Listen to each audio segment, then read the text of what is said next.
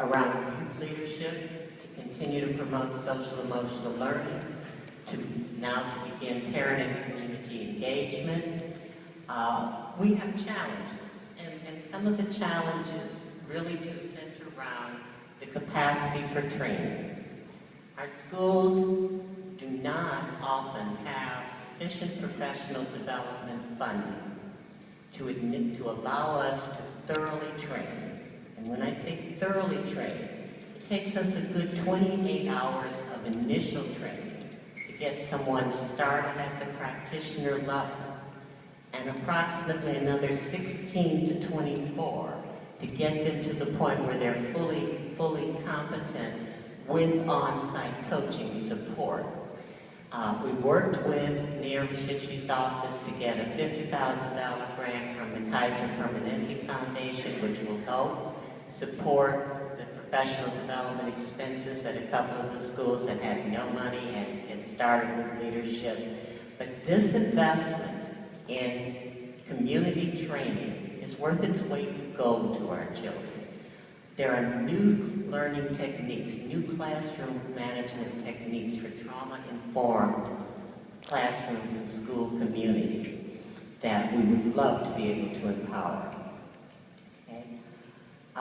So that's pretty much where we're going. You can look at it, go through this really quickly. In the whole school approach that we're promoting now, we're moving backward. We started with Tier 2 on restorative discipline. We're moving backward now to create that base, the safe and caring whole school environment, doing the community building, the youth leadership, parent engagement, community engagement, expanding the base of your community partners that can support this work, and then the upper level training for school administrators on responding to more difficult situations. And again, I really want to extend my thanks to this school district. I had 5 young black men in this school district in the 90s, foster children. My first experience with abused children. And they had the statistically typical school experience, and I didn't know any of that. I didn't understand trauma, and I didn't know to fight the suspensions. I'm so proud that this district is now taking this on, and we will do everything in our power to support you. Thank you very much.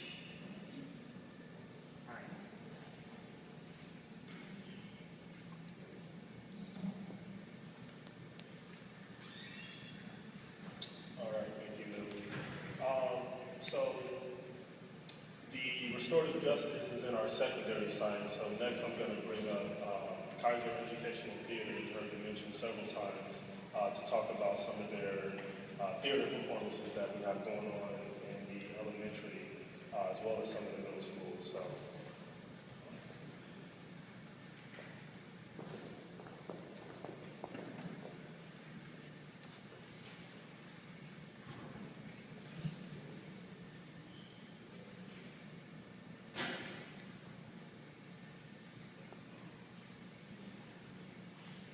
Good evening. Do you guys all have the green folders? That'll help. Well, for time's sake, we'll kind of skip through, but a lot of the details are in that folder. Good evening, board members, Superintendent Harder, Mr. Greer, it's nice to see you again. And my name is Alicia Perales Rangel. I'm Community Health Liaison with the Educational Theater Programs, and I help oversee the distribution of programs throughout Northern California. My name is Kenya Lawrence. I'm one of the program coordinators for the Educational Theater. I'm the program coordinator for our middle school program called Nightmare on Puberty Street. And so, what you're looking at here, I'll just kind of skim through who we are. Educational Theater, our mission is to inspire communities to make healthy and informed decisions about their health.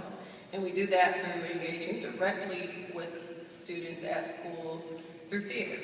So that's pretty much what we do. And we have 5 programs that we do that for. So I'll kind of roughly go through the programs, but just so you know, we've been around for quite a while, over 25 years, just over 25 years. We've served nearly 6 million in the Northern California region alone. And our programs are in collaboration with our communities, and they're always free for the schools that we serve. So just to introduce some of our programs, there is one called The Best Me, and it focuses on healthy eating and active living. And then we have peace signs. We highlight conflict resolution. Just to give a little bit more background about peace signs, because we're kind of on that topic. This program focuses on a 3-step method for resolving conflict: stop, think, act. We help the students to develop skills to respond to bullying, increase empathy and respect for others, and identify the importance of seeking help from trusted adults when they're faced with bullying and violence. There's also a comprehensive version that includes a principal and educator orientation that happens before the show, or before we step foot on the campus with our performance. Then there is the student assembly, and we follow up with in-class workshops. There's then a family night event that happens, and we also offer, we have partnerships with local community-based organizations. Then we have Nightmare on Puberty Street. The educational objectives of this program are around dealing with negative peer pressure, evaluating friendships, and how to be good friends, coping with depression and suicide. Also communicating social and health issues with trusted adults, parents, school staff, and also just building self-esteem. With that program too, there's basically a 45-minute show, and following the show, one of the key parts is there's a Q&A session where the students are able to ask questions about the different topics. We get into cyberbullying. There's a role play that we do, and we basically go through specific 5 steps of how to resist negative peer pressure, and we use the role play and focus around cyberbullying to do that. And we also provide resources. We provide a student wallet card, which you have in the folder as well. Can you maybe talk about one of the scenes that addresses name calling and the reason why we put it in, and then how we talk about it during the Q&A? For sure. One of the scenes actually in the show, the performers literally, it's a very intense part of the show. They are literally saying some of the very labels and names that that middle school students are saying to each other. And this section of the show is meant to just address and illustrate how powerful name calling is, how powerful words can be, and to kind of lead into the students understanding that this can lead to someone being so depressed that it can lead to them wanting to commit suicide. One of the characters in the show actually contemplates suicide, and she comes really close, but a friend reaches out to her to help her. She also calls a hotline. We model just how she kind of gets through it. Her parents are involved.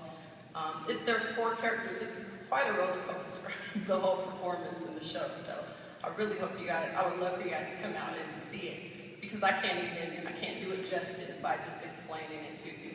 So I hope you can come out and see these programs, because they really do inspire the students, and we know that because of the impact that we're seeing and what happens after the show. They are swarmed with students around me, and I'm constantly calling and following up with schools on what we call red light situations, because students have disclosed something very, important, like maybe they're being bullied or something is happening at home. Maybe they're witnessing domestic violence. We see a lot of cyberbullying cases. We've been to schools where students have committed suicide, and so we're just there to supplement and kind of address these issues and just bring light to what's happening, and really do it in a real way. So, yeah, that's more about Peace Sign, or Nightmare on Puberty Street. I'm going to kind of go into Secrets as well. That's our high school performance, and that focuses on STD or STI and HIV prevention. Let me see.